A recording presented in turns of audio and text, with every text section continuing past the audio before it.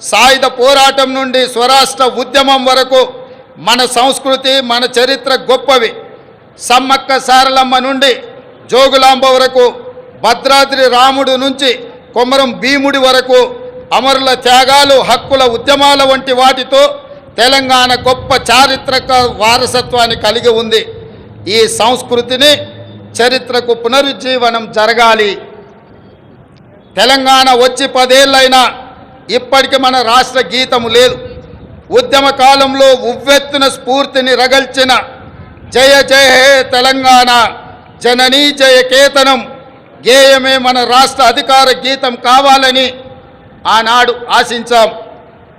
సహజ కవి అందశ్రీ రచించిన ఈ గేయం మన రాష్ట్ర గేయంగా ఉంటుందని విశ్వసించాం.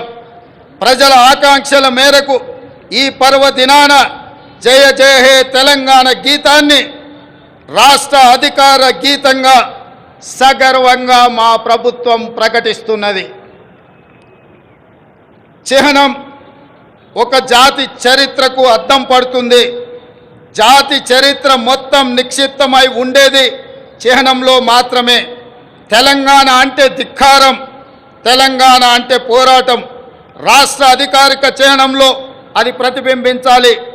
ఆ దశగా ప్రజాప్రభుత్వం నూతన చిహ్నాన్ని రూపొందించే పనిలో ఉంది.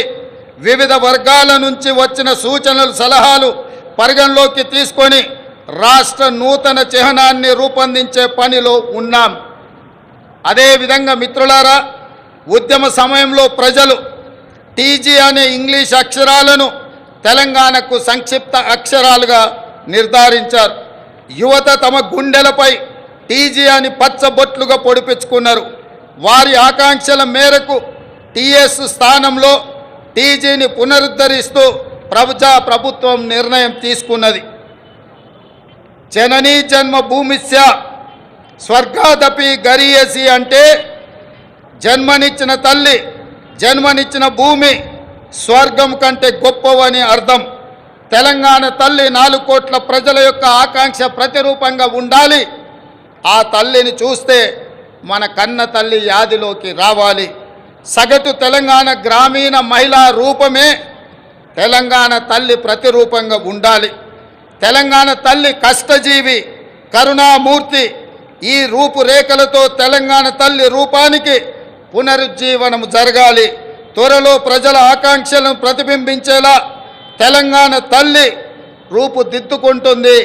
త్వరలోనే తెలంగాణ రాష్ట్రానికి తెలంగాణ తల్లి యొక్క ప్రతిరూపాన్ని మేము అందించబోతున్నాం. ఈ నిర్ణయాలు ఎవరికి వ్యతిరేకం కాదు, ఒక జాతి ఆకాంక్షలకు ప్రతిరూపం మాత్రమే.